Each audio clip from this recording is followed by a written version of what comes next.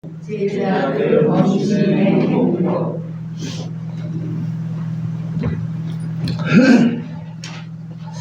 자, 바울이 이제 하나님 나라를 세워가면서 충성된 일꾼을 오늘 소개를 하고 있습니다.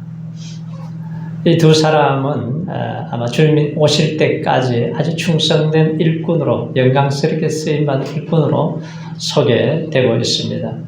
자, 바울 자신이 지금 비록 감옥에 있지만, 자, 빌립보 성도들에게 편지를 이제 맡기고 보낼 수 있는 사람. 자, 교회를 사랑하고 생각하는 사람. 자, 바울의 형편을 알고 위로하고 또 고민을 알고 어떻게 하든지 하나님의 기뻐하는 일을 감당할 수 있는 사람. 이 두 사람을 소개하는데 디모데와 에바브로디도입니다. 자, 바울은 지금 몸은 묶여 있어요. 감옥 안에 있습니다. 그런데 바울의 마음은 묶어 놓을 수가 없어요. 자, 바울의 영혼은 열악한 환경, 힘들고 어렵지만 하나님이 하늘로부터 공급하시는 그 힘을 얻고 살기 때문에 바울이 배운 비결이 그거잖아요. 그 고난 속에서 배운 것이, 내가 이 어려울 때일수록 항상 기뻐해야 되는구나. 내가 이렇게 힘들수록 범사에 감사해야 되는구나. 이럴 때일수록 내가 쉬지 말고 기도해야 되는구나. 이것이 하나님의 뜻대로 사는 비결이구나. 그 비결을 알았어요. 그래서 바울이 세상 사람들을 볼 때는 굉장히 불쌍한 사람인데 바울 안에 있는 행복을 아무도 빼앗아 갈 수 없습니다. 환경도 어떤 사람도 마귀도 빼앗아 갈 수가 없어요. 자, 바울은 예수 믿고 복음 전하는 것 때문에 참 많은 대가를 지불했어요. 가는 곳마다 핍박하고 유대인들이 선동을 하고 죽이려고 그러고 또 감옥에도 많이 들어가고 매도 많이 맞았어요. 만약에 복음 증거하는 일을 포기했다면은 그냥 편안하게 잘 살 수 있는 사람이에요. 그런데 지옥 갈 영혼을 살려야 되기 때문에 이 일을 위해서 바울이 헌신하고 사명을 감당할 때에 아무도 세상이 감당할 수 없는 사람이 된 거죠. 남을 수가 없어요. 바울 죽이려고 결사대를 만들어가지고 죽이려고 해도 40명이 밥도 안 먹고 죽이려고 불을 켜고 돌아다니지만 하나님이 어떻게 해요? 로마 군대를 통해가지고 딱 보호를 하니까 아무도 못 건드려요. 자, 이런 사역을 통해서 육신이 얼마나 피곤하고 힘들고 지쳤는지 몰라요. 그래서 천국 생각만 해도 너무너무 황홀하고 좋잖아요. 그래서 빨리 죽어서 내가 천국 갔으면 좋겠다. 그게 바울의 마음인데 바울은 빨리 갈 수 없는 이유가 있어요. 아직도 이 땅에서 해야 될 이 사명이 있기 때문에 살아야 할 이유가 뭐라고 그랬어요? 연약한 성도들, 이단이 와서 공격을 하고 또 율법주의자들이 바울이 가르친 복음을 뒤집어가지고 거꾸로 얘기를 하는 거예요. 율법을 지켜야 구원을 받는다고. 그리고 또 성도들 간에 뭔가 다툼이 있고 문제가 생기고 그럴 때마다 밤잠을 못 자면서 바울이 성도를 가슴에 안고 기도를 합니다. 또 한 소문은 그래도 바울이 가르친 성도들이 믿음이 자라고 믿음의 뿌리를 내리고 그리고 기도할 뿐만 아니라 우리가 기도만 해서 되겠느냐? 우리가 헌금을 해서 로마 감옥에 있는 바울을 도와줘야지. 그래서 헌금을 해서 바울에게 이 전달한 사람이 에바브로디도예요. 그래서 이 두 사람이 얼마나 믿음이 건강한 신앙으로 자라서 아름답게 헌신하는 이 모습을 보여주는데, 자, 첫 번째 나오는 사람이 디모데죠. 디모데는 뭐라 그래요? 영적인 아들이라고 그래요. 오늘 19절에 20절에 보세요. 19절 20절에 같이 읽어보죠. 시작. 내가 디모데를 속히 너희에게 보내기를 주 안에서 바람은 너희 사정을 알므로 안위를 받으려 함이니 이는 뜻을 같이하여 너희 사정을 진실이 생각할 자가 이밖에 내게 없음이라. 자, 빌보 교회 소식을 이렇게 들으면은 빨리 디모데를 보내고 싶은 것이 바울의 마음이에요. 속히 보내고 싶어요. 왜? 내 사정을 알고 또 간절히 진실로 생각할 자, 교회를 생각할 자가 문제를 해결할 수 있는 사람이 이제 믿음이 자란 디모데였기 때문입니다. 그래서 디모데는 사도행전 16장에 보면은 2차 전도에 루스드라에서 디모데를 만났어요. 근데 그 집안의 배경을 보면은 신앙의 어머니 유니게와 할머니 로이스, 굉장히 믿음이 좋은 가정이에요. 아주 사람들의 인정을 받고 호평을 받는 집안이죠. 그래서 바울은 자, 디모데에게 함께 선교 여행을 하자고 요청을 합니다. 뭐 요즘처럼 뭐 자동차 타고 비행기 타고 크루즈 여행하는 게 아니에요. 그 당시에는 굉장히 어렵습니다. 불편하고 힘들고 공격이 많고 때로는 생명의 위협을 받아요. 너무너무 고통스러운 여행인데 대부분의 사람들은 그러잖아요. 아이고, 제가 아직 부족했어요. 저는 못합니다. 저는 안 합니다. 다음에 한번 생각을 해보죠. 다 이렇게 충분히 거절할 수가 있잖아요. 그런데 디모데는 거절하지 않고 결단하고 따라 나섰어요. 얼마나 바울에게 힘이 됐겠어요. 함께 하겠다고 하는 사람이 있을 때에, 하나님이 함께하는 사람이 있을 때에 굉장한 힘이 되는 거예요. 반면에 어떤 일이든지 나는 못해요, 못한다 그러면 얼마나 힘이 빠지겠어요. 그래서 디모데가 왜 바울과 함께 선교 여행을 함께 하자고 했을까요? 그가 하나님의 사랑을 알기 때문에 이 주님의 복음 증거하는 일이 내 인생에 있어서 가장 중요한 일이기 때문에 그렇게 결단을 한 거예요. 그래서 자기 일보다 예수의 일에 더 관심이 많은 사람들이 얼마나 많아요. 그런데 이 디모데를 보면은 자, 22절을 한번 같이 읽어보세요. 22절에 시작. 디모데의 연단을 너희가 아나니 자신이 아비에게 가듯이 나와 함께 복음을 위하여 수고하였느니라. 자, 자식이 아비에게 함같이 하는 영적인 아들이 디모데라는 거예요. 그러니까 하나님의 기뻐하시는 일을 하고자 하는 참된 믿음, 행동하는 믿음이 있었습니다. 그 후에 디모데는 바울과 동역자로 충성되이 함께 복음을 감당을 하죠. 그래서 바울과 함께 함으로 인해서 그가 가는 곳마다 같이 움직여요. 디모데가. 자, 데살로니가에 있으면은 거기에서 같이 복음을 전하고, 베레아에 가서 또 같이 복음을 전하고, 에베소에 가서 복음을 전하고, 로마까지 와서 함께 복음을 전하고 있다는 거예요. 그래서 바울이 육체에 뭐가 있었어요? 가시가 있었어요. 그게 아마 대부분 안질이라고 해요. 눈이 잘 보이질 않는 거예요. 근데 바울은 성경을 써서 보내야 되잖아요. 빌립보 성도들에게 성경을 써서 보내야 되는데 보이질 않으니까 아마 옆에 있는 디모데가 대피를 해서 보냈을 것이다. 그렇게 말을 하고 있습니다. 자, 바울이 편지를 쓸 때 여러 편지에 뭐라 그러냐면은 그리스도 예수의 종된 바울과 디모데 이렇게 씁니다. 그러니까 함께 있으면서 돕고 협력하는 동역자가 된 거예요. 그리고 그의 신앙을 보면은 22절에서도 그랬잖아요. 연단을 너희가 안다. 그러니까 아비가 자식에게 효도하듯이 자, 하나님의 말씀이라면은 내가 그대로 순종하겠습니다. 디모데는 하나님을 사랑하는 아들이잖아요. 연단을 받은 아들이. 그래서 희생할 줄 아는, 헌신할 줄 아는 아들이죠. 그래서 빌립보 성도들 중에는 신앙의 깊은 뿌리를 못 내린 사람들이 있었어요. 그 사람이 어느 정도 깊은 뿌리를 내리면은 뭐 문제가 있고 어려움이 와도 흔들리지 않고 잘 가게 되는데 이게 안 된 사람들은 조금만 문제가 생기면 흔들리고 사람들하고 자꾸 부딪히고 계속해서 이단의 공격에 넘어지기도 하고 또 율법주의자들이 잘못 가르치면은 거기에 따라가기도 하고 지금 또 교회 내에서는 뭐 성도들 간에 좀 다툼이 있었어요.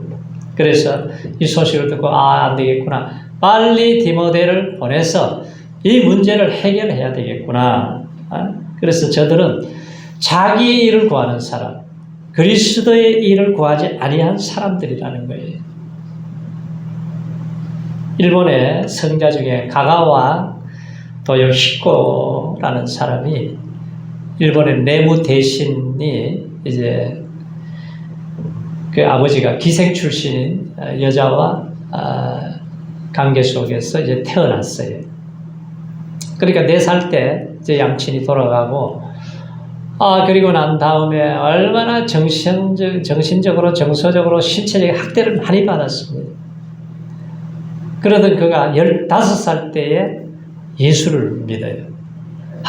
예수를 믿고 십자가 사랑을 생각하니까 내가 뭐 어려움 당하는 건 별거 아니구나. 그걸 깨닫고 나서 그가 열심히 신앙생활을 하니까 집안의 가족들이 완전히 그 상속권을 다 박탈을 시켜버렸습니다. 돈을 한 푼도 안 줘요. 그래도 그는 열심히 믿음을 버리지 않고 나중에 이제 신학교가 들어가서 어디 가서 사역을 하냐면 빈민굴 참 어려운 사람들을 찾아가서 사역을 해요. 미국에 또 유학 가서 프린스턴 대학을 졸업하고 나서는 또 빈민굴로 찾아가서 또 복음을 전합니다. 그러니까 살기가 어려우면은 이제 꿀뚝 청소도 하고 노가다를 하고 그렇게 하면서도 그 하나님의 복음을 어려운 사람들에게 복음을 전했어요. 주일학교를 세우려고 그랬더니 불량배들이 쫓아와가지고 얼마나 두들겨 맞았는데 이빨이 4개가 부러져 버렸어요. 그리고 난 다음에 주일학교를 세웠습니다. 휴지 위에 기록한 소설, 사설을 넘어서 그 책을 내자마자 베스트셀러가 되었습니다. 그 인쇄를 빈민굴을 위해서, 그 사람들을 위해서 나눠줍니다. 1929년도에는 일제 군부의 한거에 투옥되었다가 실명을 하게 돼요. 그래도 또 빈민굴에 들어가서 끝까지 사역을 하면서 그의 삶의 신조가 뭐냐? 당신 자신을 주라는 거예요. 예수님이 십자가에서 우리를 위해 다 물과 피를 쏟아부어 주었듯이 당신 자신을 주라는 거예요. 타인을 위해서 살아야 된다. 하나님의 밀이 땅에 떨어져 죽어야 열매를 맺잖아요. 예수님이 십자가에 죽었기 때문에 오늘도 23억, 25억 되는 사람들이 하나님을 예배하고 찬양하고 있습니다. 자, 빌립보 교회에는 바울이 세웠어요. 자, 담임 목사가 지금 선교 나가가지고 지금 로마 감옥 안에 있다는 소식을 듣고 자, 이들이 기도하고 헌금을 해서 이 헌금을 보내야 되는데 누구를 보냈느냐? 거기에 가는 길이 보통 길이 아닙니다. 요즘처럼 뭐 자동차로 다니는 길이 아니에요. 걸어가야 되고 또 배를 타야 되고 또 생명의 위협을 받고 한 1200km가 넘는 곳이에요. 만약 여러분들에게 헌금을 해가지고 저 시베리아 벌판에 있는 누구에게 가서 걸어가서 여행을 해서 갔다 오라 그러면은 예스 하고 갈 수 있는 사람이 얼마나 되겠어요. 그런데 에바브로디도가 이 여행 중에 병이 들었어요. 아주 중병이 들었습니다. 죽을 지경이 된 거예요. 그런데 중도에 돌아가지 않고 끝까지 로마까지 와서 바울을 만났습니다. 헌금을 전달해 주었어요. 자, 그 모습을 보고 바울이 보낸 그 성도들 생각하면 얼마나 감사한지 몰라요. 죽을 뻔했다는 거예요. 아주 중병에 걸려서 죽다가 살아난 거예요. 자, 바울이 어려움이 있으면 기도해주고 협력하고 도와주고 필요를 채워주고 이렇게 함께 기뻐해주고 힘을 주는 이 성도들이 있었기 때문에 바울이 복음을 끝까지 감당할 수가 있었어요. 그렇지 않으면 아마 중도에 포기했을지도 모르죠. 자, 나에게 그러한 힘이 되어주는 동력자가 있느냐. 자, 더 나아가서 사역을 하는 자에게 힘이 되어주는 동력자로 섬기고 있느냐. 자, 우리 교회에도 우리가 작은 일이지만 우리가 이렇게 함께 힘을 합칠 때에 아무리 힘든 일이 있어도 넉넉하게 이기게 될 줄로 믿습니다. 사명, 사역이라고 하면은 나하고는 아무 상관이 없어요 생각하는 분들이 있어요. 그것이 아니라 이제 믿음이 자라게 되면은 우리의 생각이 달라지죠. 자기의 텃밭만 기르는 사람은 다른 사람의 도움이 필요 없어요. 자기가 다 하니까. 그러나 하나님의 나라를 이루고 하나님의 나라를 세우는 데는 혼자 하는 것이 아니라 합력하여서 힘이 모아질 때에 선한 열매를 맺게 될 줄로 믿습니다. 자, 우리를 동력의 관계로 부르셨고 그것이 바로 교회라는 거예요. 우리가 살아가다 보면은 어려운 일을 당하고 힘든 일을 만날 때가 있어요. 우리가 그럴 때마다 서로의 기도가 대단한 힘이 되는 것입니다. 어제 김선 집사님이 전화가 왔더라고요. 전화가 와서 그래 언니 좀 어떠세요? 그랬더니 언니가 이제 아마 한 3기 말 4기 정도 됐었나 봐요. 그래가지고 그 암 치료하면서 지금까지 계속 그렇게 사진만 찍으면 뭐가 조금만 나타나도 막 너무너무 두려워한다는 거예요. 그래가지고 집사님이 가지고 지금 계속 교회에 가서 예배드리고 그러는데 사람 만나는 게 두려운 거예요. 교회 등록하라 그래도 계속 미루다가 이제 얼마 전에 이제 등록을 했다 그러더라고요. 네.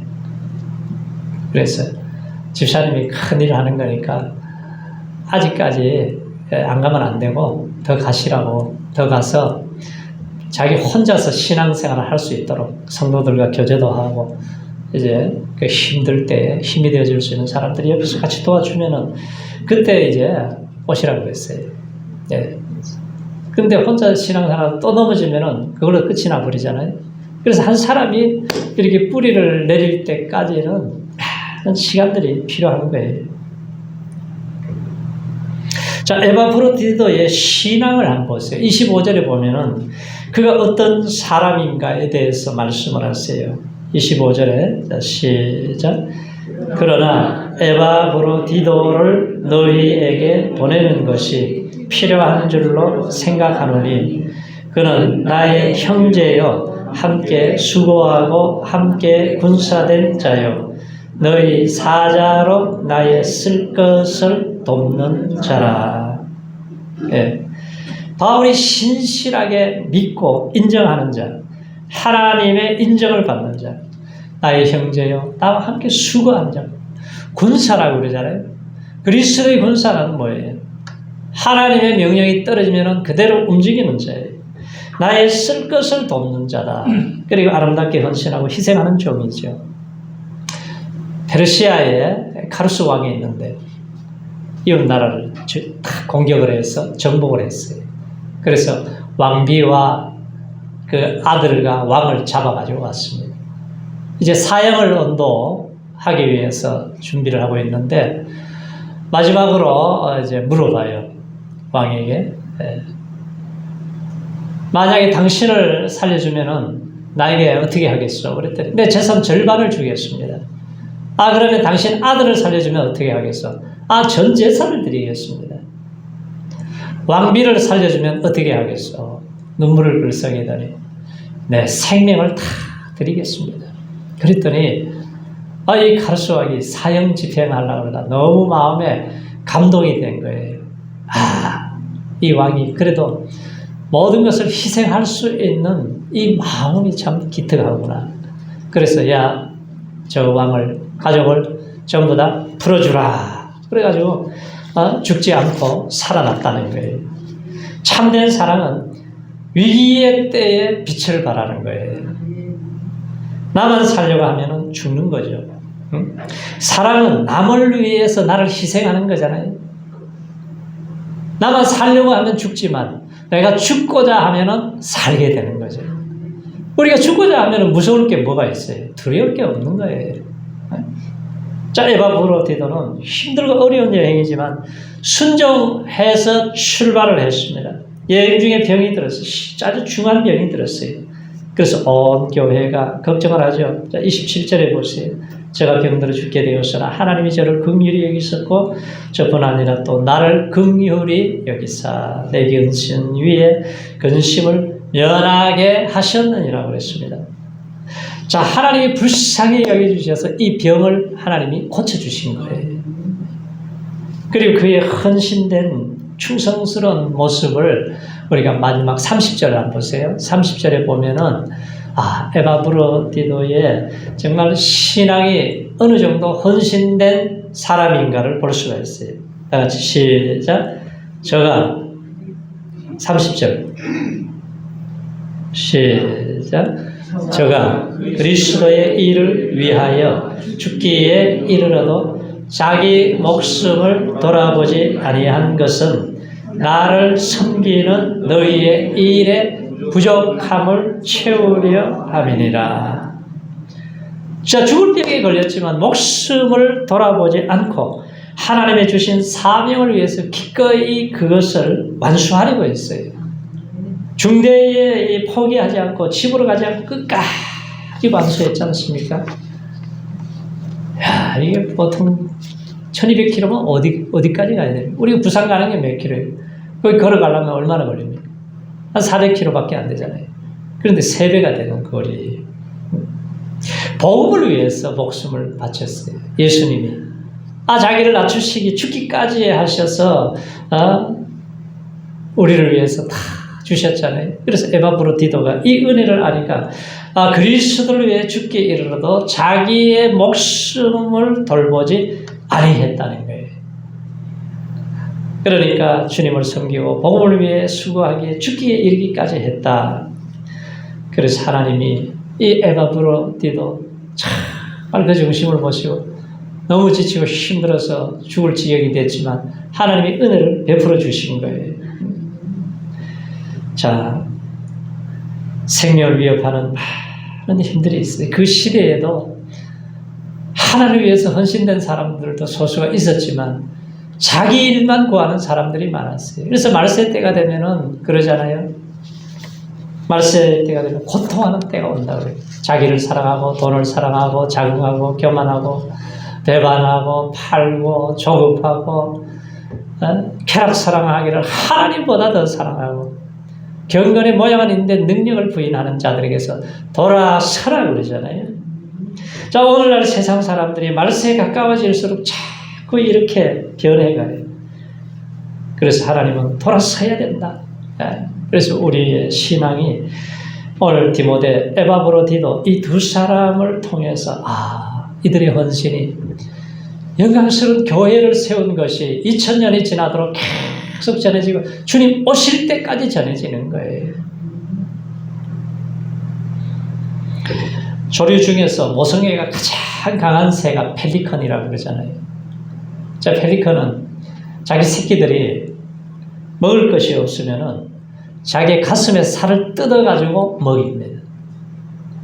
병이 들으면은 핏줄을 터뜨려가지고 피를 그 새끼 입에다가 넣어줘서 살려낸다는 거예요. 그러니까 펠리컨은 자신은 죽어가면서도 새끼를 살리는 그러한 아주 희생의 모델이 되는 새라고 여기시잖아요. 자, 인간의 죄를 모두 짊어지고 피를 흘린 펠리컨 같은 분이 누구예요? 바로 예수님이에요.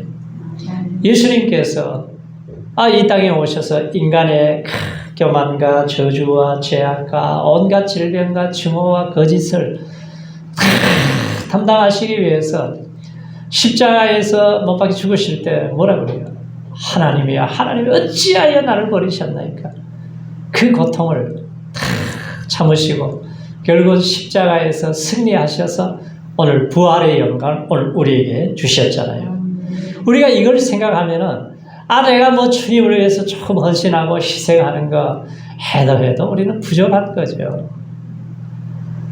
우리는 감당할 수 없는 큰 사랑과 은혜를 받은 사람들이에요. 그래서 우리가 디모데, 에바브로디도처럼 우리가 복음을 위해서 하나님의 나라를 위해서는 내게 사명을 주시고 내게 직분을 주셨으면은 우리가 협력자로 하나님의 기쁨을 드리는 종들이 되시기 바랍니다.